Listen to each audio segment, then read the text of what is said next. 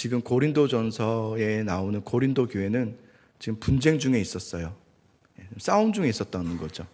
분쟁이 일어나고 있고 분열이 일어났어요. 그래서 우리가 2주 동안 살펴봤는데 4개의 당파로 나눠졌어요. 바울파, 게바파. 말이 안 되는 거죠. 당파가 나눠진 거죠. 여러분, 당파가 나눠지고 분쟁이 일어나는 이유가 뭘까요? 왜 분쟁이라는 것이 일어나고 분열이 고린도 교회 안에 일어났던 것일까요? 대부분의 여러분, 그 이유는 그 한 가지인 것 같아요. 자신의 우월함, 내 잘남, 내가 맞다는 거죠. 내 옳음, 이것을 주장하고자, 그것을 내세우고자, 그것을 자랑하고자, 거기서부터 분열은 시작됩니다. 그러니까 자랑하는 거예요. 내가 맞다는 걸 자랑하는 거죠. 너가 틀렸고 내가 맞다. 어떻게 그럴 수 있어요, 우리 인간이? 우리는 다 연약한데 어떻게 내가 맞고 너는 틀려요? 나도 틀릴 때가 많죠. 당신이 틀릴 때도 있지만 맞을 때도 많죠. 그게 맞죠. 그런데 네 파로 나눠졌다는 것은 각자가 옳다는 것을 주장하면서 자랑하는 데서부터 그렇게 시작됐다는 거예요. 그래서 사도 바울은 지금 고린도전서 1장에서부터 주구장창 고백하고 선포하고 가르치는 것이 뭐냐면 십자가입니다. 예수의 십자가를 보라. 예수의 십자가가 무엇인지를 보라. 이것을 계속해서 가르치고 있어요. 십자가의 복음의 핵심이 뭡니까? 잘난과 성공과 편안함입니까? 십자가는 그런 것이 아니죠. 세상에서의 최악의 형벌이죠. 그 당시 극악무도한 범죄자들에게만 주어졌던 형벌이 십자가 아니었습니까? 자고 일어났더니 그날 아침에 그 전날 밤에 누군가가 군사 병사들이 내 집 앞에 십자가를 놓고 간 거예요. 그것은 오늘 너는 죽었다, 이 뜻입니다. 그런 십자가가 잘난과 성공과 또 평안함, 그런 것은 아닙니다. 오늘 우리가 찬양했던 찬양도 참 역설적이라는 생각이 들었어요. 참 기쁜 마음으로 십자가를 지고 가라. 십자가를 어떻게 기쁜 마음으로 지고 갑니까? 근데 믿음이 그렇습니다. 복음이 그렇습니다. 복음이 역설적이에요. 복음이 십자가가 그런 거예요. 역설적인 것이 복음이죠. 십자가가 그렇죠. 그래서 우리에게는 여러분, 우리가 잘 되고 우리가 성공하고 우리가 편안하는 것이 하나님의 능력이 아님을 믿으시기 바랍니다. 그게 아닙니다. 잘됨이 하나님의 지혜가 아닙니다. 성공함이 하나님의 능력이 아닙니다. 예수 그리스도의 그 십자가를 통해서 우리를 구원하신, 온 인류를 구원하신, 사망에서 생명으로 옮겨주신 그 하나님의 구원의 역사가 바로 하나님의 능력이요 하나님의 지혜심을 믿으시기 바랍니다. 그런 거예요. 그래서 우리가 지난주에 살펴봤듯이 유대인들은 표적을 구한다고 그랬어요. 헬라인들은 세상의 지혜를 찾으나. 그런 사도 바울이 23절에 뭐라 하냐면 우리는 십자가에 못 박혀 죽으신 예수 그리스도를 전하니 그랬어요. 그것을 우리는 자랑하노라 그런 거예요. 잘 되고 성공하고 그것이 여러분 자랑이 아닙니다. 예수님 믿었더니 내가 성공했더라. 내가 예수님 믿었더니 편안했더라. 이게 하나님의 능력이고 하나님의 지혜가 아닙니다. 오늘 이 말씀을 한번 같이 보겠습니다. 우리 26절의 말씀, 오늘 읽었던 말씀인데요. 같이 한번 읽어보겠습니다. 26절 있습니다. 시작. 형제들아 너희를 부르심을 보라. 육체를 따라 지혜로운 자가 많지 아니하며 능한 자가 많지 아니하며 문벌 좋은 자가 많지 아니하도다. 많지 않다는 것은 사실은 없다는 말을 하는 거죠. 너희 중에는, 하나님을 믿는 사람들에게 하는 말이에요. 너희 중에는 지혜로운 자가 없고 능력 있는 자가 없고 문벌 좋은 자도 없다. 이것은 믿는 성도들을 폄훼하는 말이 아닙니다. 자격이 없다 이런 말을 하는 게 아니라 너희의 그 구원은, 너희가 이 자리에 와서 그리스도인이 됨은 너희의 어떤 공로도 없음을 알지 못하느냐? 너희 어떤 잘남이 있어서가 아니라는 것을 알지 못하느냐? 한 점에 우리의 어떤 잘한 점이 있어서 우리가 하나님께 부르심을 받은 것이 아니다. 하나님의 온전한 은혜요, 하나님의 구원의 지혜의 은혜임을 너는 알지 못하느냐? 이 얘기를 하는 겁니다. 그런데 어찌하여 너희 중에는 분쟁이 있고 분열하면서, 이것은 다시 말하면 자신의 우월함을 자랑한다는 거예요. 나는 얼마나 믿음이 좋은지를 자랑하는 거예요. 내가 얼마나 잘났는지를 자랑하는 거죠. 그러면서 다른 사람을 향해서는 혀를 내치고 고개를 좌우로 흔들면서 나와 다른 뜻을 가진 사람에 대해서는 무시하는, 어찌 이럴 수가 있느냐? 라고 사도 바울이 말씀하는 거죠. 그 이유가 뭡니까? 그들에겐 진짜 복음을 알지 못하기 때문입니다. 복음이 무엇인지를 알지 못하니까 남들을 향해서 비난하고 정죄하고 판단하고 자신의 우월함을 자랑하는 이유는 복음을 모르기 때문입니다. 복음을 알지 못하기 때문이다. 여러분, 신약 성경에 보면 복음을 이해하지 못해서 예수님을 떠난 사람이 나옵니다. 그 인물이 누구냐면 다 아시겠지만 부자 청년입니다. 이 부자 청년은 율법을 매우 잘 지키는 사람이었습니다. 율법을 아주 종교적으로 으뜸이었습니다. 으뜸이었고 예의가 바르고, 얼마나 예의가 바른지 모릅니다. 그리고 성공했습니다. 청년인데 성공했습니다. 성공한 부자 청년. 그가 예수님이 오셨다는 얘기를 듣고 한 걸음에 달려갔다 그랬습니다. 아주 자신 있게 달려갔죠. 신나게 달려갔습니다. 그리고 예수님 앞에 탁 엎드려서 하는 말이 이 말입니다.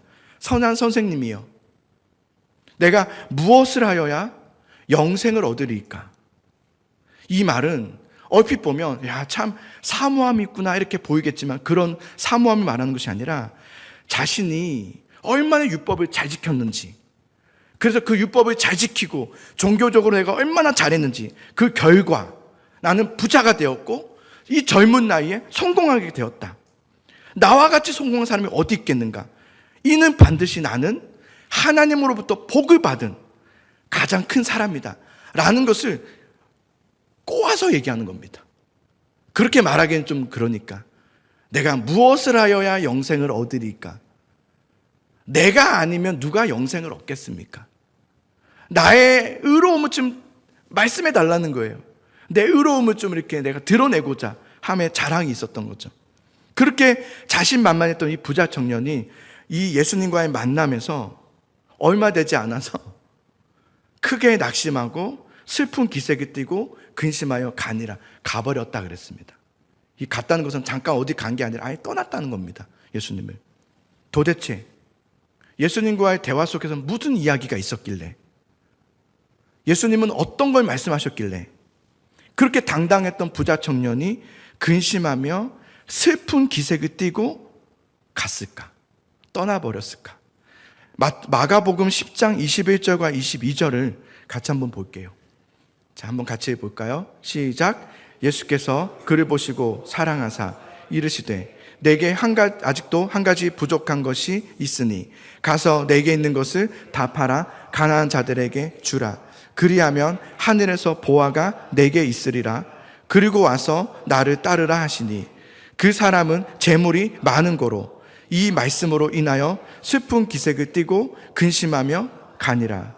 자, 예수님께서 굉장히 전곡을 찌르는 말씀을 하셨는데, 너는 하나님과 사람 앞에 잘하였다라고 지금 생각하고 말하고 있는데 네게 한 가지 부족한 것이 있다고 그랬는데요, 여기서 한 가지 부족한 것이라는 것은 마치 모퉁이돌과 같은 거예요. 이거 하나 빼면 무너지는 거죠. 가장 중요한 이 한 가지가 너에게 없다. 이거 없으면요 무너지고, 이거 있으면 세워지는 거예요. 근데 그게 너에게 없다. 그게 뭐예요? 뭐라고 하냐면 이렇게 얘기하세요. 잘 이해하셔야 돼요. 내게 있는 것을 다 팔아 가난한 자들에게 주라. 왜? 내게 있는 것을 다 팔아 가난한 자들에게 주라. 그래서 무슨 말씀을 그 다음 하시냐면, 하늘에서는 네게 보화가 있다. 나를 따르라 그래요. 와서 나를 따르라. 바로 이게 너에게 없다 그랬어요. 이게 너에게 없다. 이 한 가지가 바로 너에게 없다. 이 부자 청년에게 없었던 한 가지, 모퉁이돌과 같은, 결국 이게 없으니까 인생이 무너지는 거예요. 그 없던 모퉁이돌과 같은 그 한 가지는 뭐냐면, 내가 한 것이 아니라 내게 주어진 이 모든 것들은 다 하나님의 은혜였습니다 라고 하는 그 믿음이 그에게 없었다는 거예요. 그러니까 그에게는 은혜가 없었어요. 은혜가. 이 청년에게 뭐가 있었냐면 잘됨이 있었어요. 나는 잘됨이 있었고 성공, 종교적 어떤 율법적 자랑. 그러나 그에게는 은혜가 없었어요. 은혜가 없었어요. 은혜가. 그래서 마가복음 10장을 보십시오. 23절에서 26절을 보세요. 예수께서 둘러보시고 제자들에게 이르시되 떠난 거예요. 그러고 나서 제자들에게 말씀하시는 거예요. 재물이 있는 자는 하나님의 나라에 들어가기가 심히 어렵도다. 제자들이 그 말씀에 놀란지라. 예수께서 다시 대답하여 이르시되 얘들아, 하나님의 나라에 들어가기가 얼마나 어려운지 낙타가 바늘귀로 들어가는 것이 부자가 하나님 나라에 들어가는 것보다 쉬우니라 하시니 제자들이 또 놀라죠. 매우 놀라 서로 말하되 그런즉 누가 구원을 얻을 수 있습니까? 예수님의 이 말씀에 제자들이 놀랐다 그랬어요. 놀랐다. 감탄했다는 것이 아니라 너무 당황했다는 거예요. 놀랐다는 거예요. 왜냐하면 이들이 생각했던 구원의 증거는 뭐였냐면 잘됨이었어요. 내가 예수님 믿으면 잘 돼야 되고요. 내가 예수님 믿으면 부자 돼야 되고 내가 예수님 믿으면 성공해야 돼. 이게 그들이 생각했던 구원의 증거였어요. 이 부자 청년도 그게 구원의 증거였던 거죠. 근데 예수님께서 뭐라 말씀하시냐면 재물이 있는 자는 하나님 나라에 들어가기가 어렵다 그랬어요. 매우 심히 어렵다 그랬어요. 그냥 어려운 게 아니라 거의 불가능을 말해. 아니 안 됨을 말한 거예요. 안 된다. 이것은 여러분, 그러면서 부자가 하나님 나라에 들어가는 것보다 낙타가 바늘귀에 들어가는 게 더 쉬우니라. 낙타가 바늘귀를 어떻게 들어갑니까? 작은 문을 말하는 거거든요. 작은 문, 바늘귀 문이 있어요. 작은 문을 말하는데 그 문에 들어갈 수 없어요. 사람이 구부러서 들어가야 되는 문이란 말이에요. 한 사람이 겨우 들어갈 수 있는 그 문에 큰 낙타가 들어가는 것은 불가능한 거예요. 이 말은 여러분, 부자가 되어서는 안 된다는 말이 아니에요. 부자는 하나님 나라에 못 들어간다 이 말이 아니에요. 가난한 자가 하나님 나라에 들어갈 수 있다 이 말이 아니에요. 하나님 나라라는 것은 부자도 아니고 가난한 자도 아니에요. 어느 누구도 자신의 어떤 것으로 들어갈 수 있는 그런 곳이 아니에요. 여러분이 열심히 믿음 생활하고 종교 생활하고 교회 생활을 한다고 해서 하나님 나라에 들어가게 되는 것이 아니에요. 내가 부자든 가난하든 내가 있든 없든 내가 무엇을 했든지에 따라서 하나님 나라에 들어가냐 안 들어가냐의 결판이 나는 게 아니에요. 예수님 말씀에 제자들이 두려워하며 물어요. 그래서 주님, 그러면 누가 구원을 받는 겁니까 도대체? 그러자 예수님께서 27절에 그렇게 말씀하세요. 마가복음 10장 27절을 같이 한번 읽어봅시다. 시작. 예수께서 그들을 보시며 이르시되 사람으로는 할 수 없으되 하나님으로는 그렇게 아니하니 하나님으로서는 다 하실 수 있느니라. 아멘. 결국 이 말이 이제 이해가 되십니까? 하나님 나라에 들어감은 어떤 너희의 잘남과 자랑과 어떤 대단함과 성공과 어떤 성과와 그런 것으로 들어가는 것이 아니다. 교회 생활을 얼마나 잘했는지, 얼마나 봉사활동을 많이 하고 구제를 많이 하고 좋은 일, 착한 일을 많이 했는지 중요하죠. 그것도 하나님의 말씀에 분명히 들어가 있는 말씀입니다. 그러나 그런 행위들로 하나님 나라에 들어가는 것은 아니에요. 그 행위들은 하나님 나라에 들어간 사람만이 할 수 있는 은혜의 표시예요. 고백이고. 결국 예수님께서 무슨 말씀하시냐면 하나님의 은혜다. 하나님의 은혜로 들어갈 수 있는 것이다 라고 말하는 거예요. 여러분, 하나님의 은혜가 여러분에게 충만하기를 간절히 소망합니다. 그러면 이 은혜는 누가 받을 수 있습니까? 나는 주님 앞에 아무것도 아님을 고백하는 자, 겸손한 자, 온유한 자에게 구원의 은혜가 임합니다. 교만하면 안 됩니다. 내 잘남을 자랑하는 자에게는 은혜가 내려지지 않습니다. 모든 것이 하나님의 은혜라는 것을 정말 믿는 자, 그가 하나님의 구원받은 자입니다. 그런데 고린도 교회 성도들이 바로 그걸 잃어버렸다는 거예요. 그 복음의 핵심을 잃어버렸다는 겁니다. 그들은 야, 내가 몰라서 가만히 있었는 줄 알아? 내가 말할까? 나도 사실은 할 말이 있었어. 그 마음이 딱 들 때 여러분, 하나님께서 이거 조심하라는 거구나라는 걸 알아채셔야 돼요. 이거 말하지 말라는 거구나. 여러분, 손을 들고 무엇이 옳은지를 얘기하고 이렇습니다, 저렇습니다 라고 따지는 것이 똑똑함이 아닙니다. 세상에서 모르겠지만 교회에서만큼은 그렇지 않습니다. 교회에서는 누가 더 오래 참느냐, 누가 더 오래 견디느냐, 누가 더 오래 기다려주고 더 온유함으로 그를 품어주느냐, 누가 더 겸손하게 그 십자가를 더 오래 지고 가는가. 교회에서는 그게 은혜입니다. 그게 능력이고 그게 지혜입니다. 왜요? 왜 그렇게 할 수 있는 겁니까? 왜 기다릴 수 있고 참아낼 수 있고 품어줄 수 있는 겁니까? 모든 것이 하나님의 은혜임을 알기 때문입니다. 결국 하나님의 은혜라는 걸 아니까 은혜의 방식을 채택하는 거죠. 자, 그래서 사도 바울이 이 말을 합니다. 27절과 28절을 보십시오. 보시면 여러분, 택하시다, 택하사가 3번 반복되는 걸 볼 수 있어요. 그러나 하나님께서 세상에 미련한 것들을 택하사 지혜 있는 자들을 부끄럽게 하려 하시고 세상에 약한 것들을 택하사 강한 것들을 부끄럽게 하려 하시며 하나님께서 세상에 천한 것들과 멸시받는 것들과 없는 것들을 택하사 있는 것들을 폐하려 하시나니. 아멘. 여러분, 하나님의 구원과 믿음과 신앙의 모든 시작이 어디서부터 시작되는지를 얘기하죠. 택하사. 누가요? 하나님께서 택하사. 그 택하심에는 우리의 공이 없어요. 왜냐하면 보세요. 누구를 택해요? 미련한 자들, 없는 자들, 멸시받는 자들, 아픔 있는 자들, 갈 길을 잃은 자들. 그러니까 여러분, 우리는 택함 받았습니다. 믿으시죠? 예, 택함 받은 우리의 공로가 아니었다는 거예요. 우리가 뭔가를 선택해서 잘 결정해서 지금 그 자리에 앉아 계신 것이 아니라는 것을 말하는 거예요. 하나님의 택하심이라는 거예요. 빌립보서 1장에 이런 말씀이 있어요. 너희 안에서 착한 일을 시작하신 이가 그리스도 예수의 날까지 이루실 줄을 우리는 확신하노라 그랬어요. 시작하신 것도 하나님이신데요, 그것을 이루시는 것도 누구세요? 하나님이시라는 거예요. 우리가 하는 게 있어요, 없어요? 없어요. 모든 것이 하나님께서 시작하신 일이고 하나님께서 이루신다는 거예요. 그래서 하나님께서는 어떤 자를 택하시냐? 약한 자들을 택하신다. 미련한 자들을 택하신다. 멸시받은 자들을 택하신다. 없는 자들을 택하신다. 그래서 뭘 하시려고요?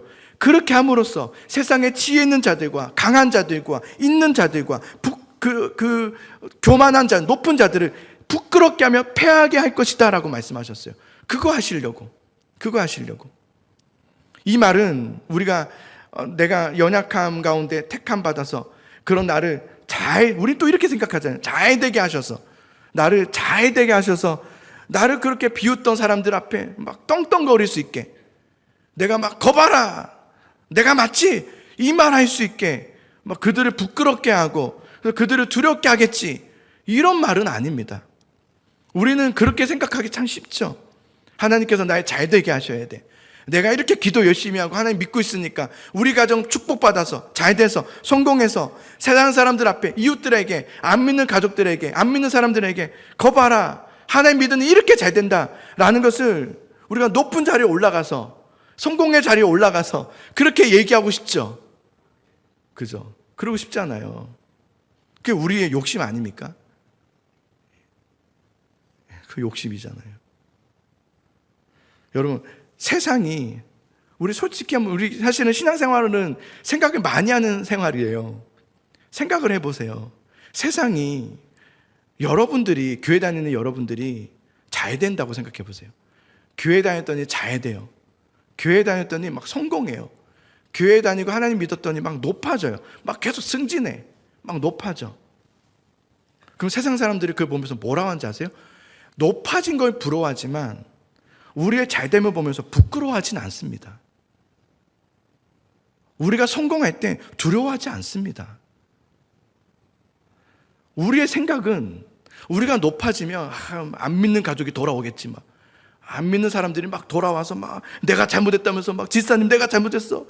내가 그런 줄 몰랐어 막 이러면서 내가 이제 교회 다닐게 막 이런 우리가 막 스토리를 막 만들잖아요. 그래서 하나님 와서 이제 기도하기로 잘 되게 해주시옵소서, 성공하게 하시옵소서, 합격하게 해주시옵소서, 돈이 차고 넘치게 하여 주옵소서, 할렐루야 막 이러면서 막 그래서 복음 전하겠다고. 복음은 항상 밑에 얘기야, 뒤에 얘기야. 복음 전하겠다고 이렇게. 근데 세상 사람들이 그러면 우리에게 와서 막 엎드리면서 잘못됐다고 막 내가 주님 앞에 회개해야 되겠다고 이런 일이 일어날 것 같습니까? 그런 일은 안 일어납니다. 언제 세상이 그리스도인들을 보면서 하나님 앞에 무릎 꿇고 부끄러워하고 두려워하게 되는지 아십니까? 우리가 정말 주 안에 거하며 살 때입니다. 우리가 주 안에 거하며 살 때. 힘들고 견딜 수 없는 막막한 현실 속에서 그런데 평안함을 유지하며 하나님이 내 모든 것 대심에 모든 것은 이것 또한 하나님의 은혜임을 고백하는, 내가 지금 너무 힘들고 어려운데 이것도 하나님의 은혜가 있다는 걸 고백하면서 믿음으로 이겨내고 있을 때, 여러분 기독교 박해가 심하게 있었던 때가 있었죠. 로마 때 정말 심하게 기독교인들을 붙잡아서 원형극장에 넣어놓고, 아이들이 있으니까 더 이상 끔찍하게 매 어쨌든 매우 끔찍하게 처형을 하지 않았습니까? 기독교인들은 무참하게. 제가 책을 봤는데요, 고전인데요, 그때 그 그리스도인들이 그렇게 처참하게 죽임을 당할 때 로마인들이 그걸 보면서 두려워했다라고 역사학자가 썼습니다. 두려워하였다.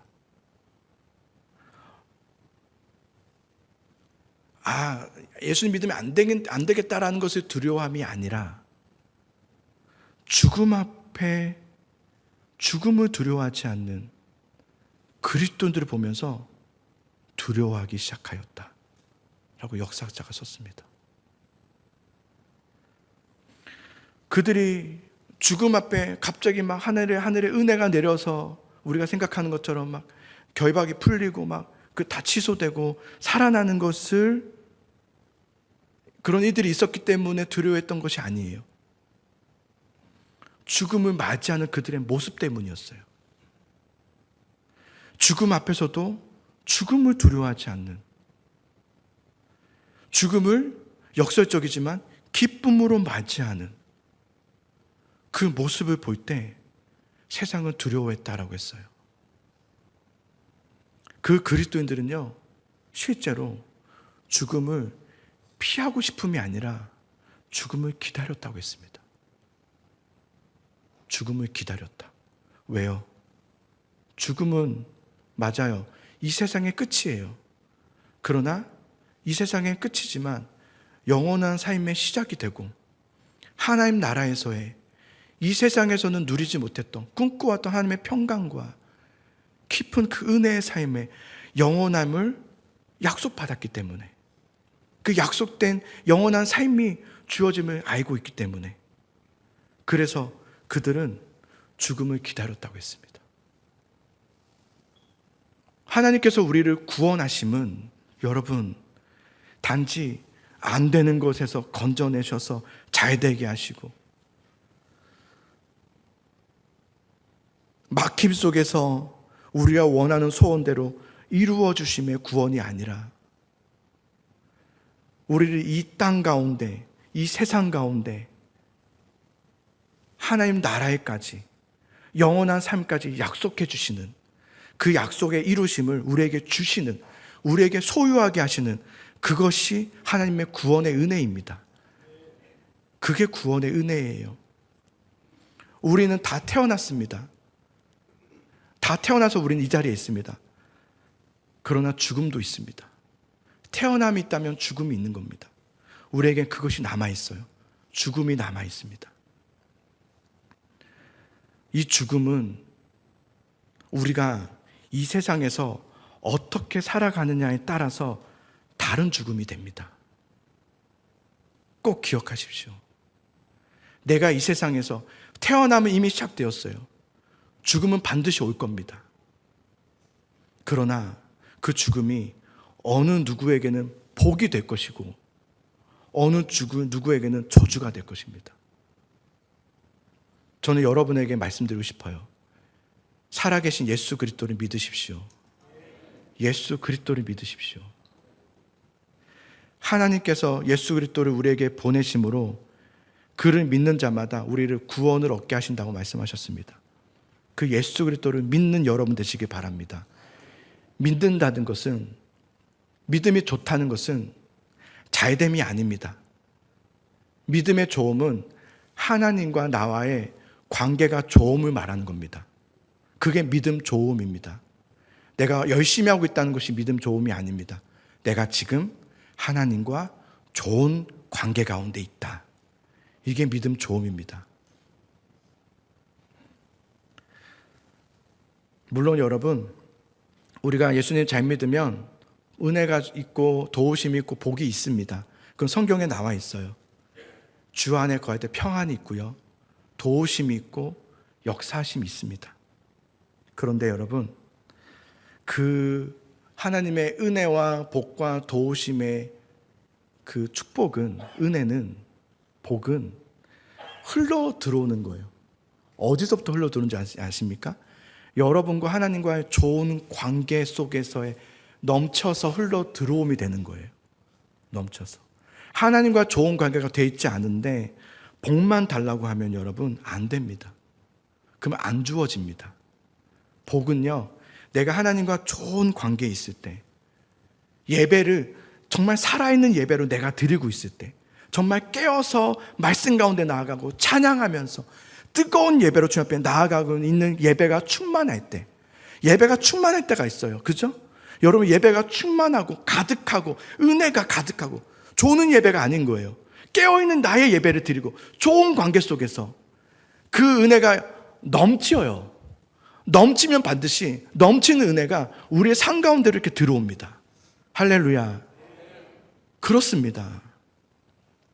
그래서 여러분, 복의 근원이신 하나님을 찾으시고 복의 근원이신 하나님을 만나고 그분과의 인격적인 교제 안에서 좋은 관계를 계속 유지하시는 여러분 되시길 바랍니다.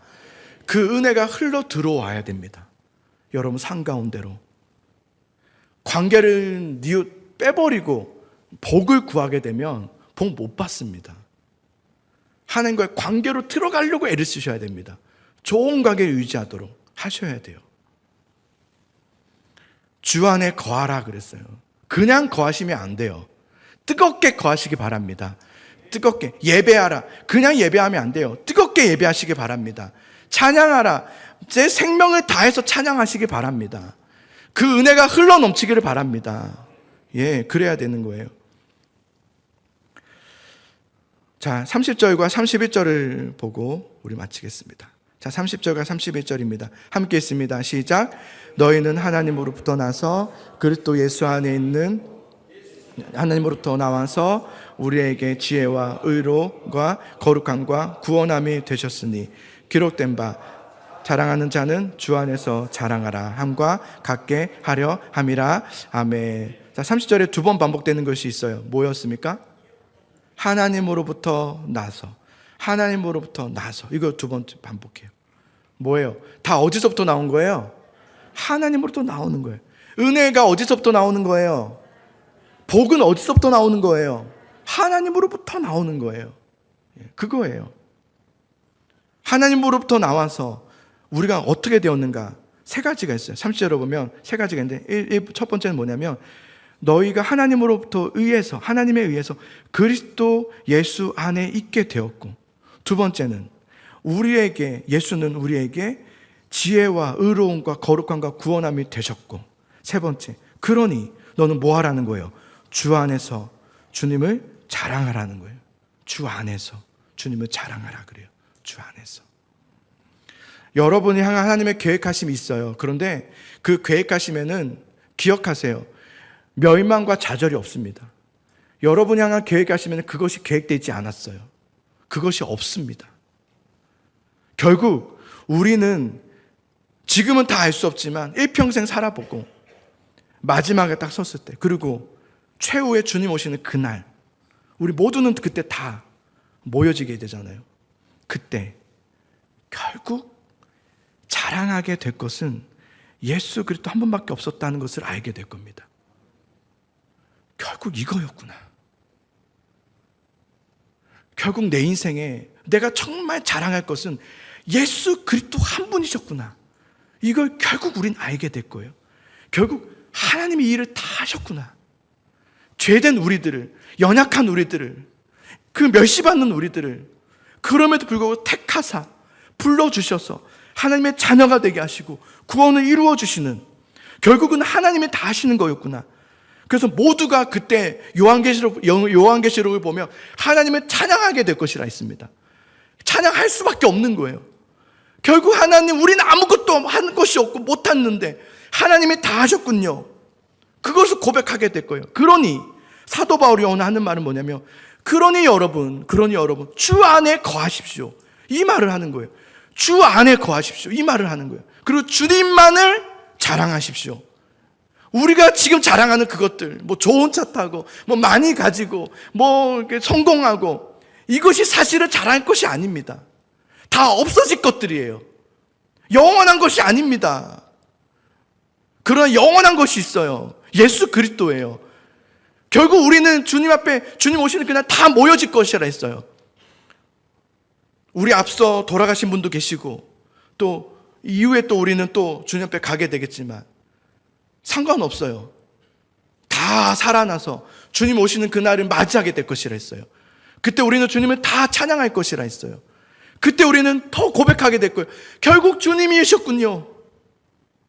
결국 내 삶의 모든 것은 하나님이셨군요. 주님이 이 모든 것을 다 계획하시고 완성하시는 분은 하나님이시군요. 내가 근데 뭘 그렇게 두려워하고 뭘 그렇게 염려하며 살았는지 모르겠습니다. 하나님, 내 모든 것 되십니다. 이 찬양을 그날 하게 될 것입니다. 그러니 여러분, 저는 소망하기는 그렇게 하이 찬양을 여기서부터 하고 싶습니다. 여기서부터 믿음으로, 주님, 결국은 주님이 내 모든 것 되시니까, 지금은 내가 앞에 보이지 않고 어렵고 힘들지만, 답답해서 앞에 일이 어떨지 모르지만 나는 주님 믿습니다. 주님이 행하심을 믿고 주님의 선하심을 나는 믿습니다. 주님이 나를 향한 계획하심에는 멸망과 좌절이 없음을 나는 믿습니다. 그러니 오늘 주님을 찬양합니다. 이 고백이 우리의 고백이 될 수 있기를 간절히 소망합니다. 우리 일평생 이제 살면서 여러분, 나머지 삶을 우리가 일평생 살아갈 때에 주 안에 거하시기를 소망합니다. 그리고 주님만을, 주 안에서 주님만을 자랑하며 찬양하는 우리의 삶이 되기를 예수의 이름으로 간절히 축복하고 소망합니다.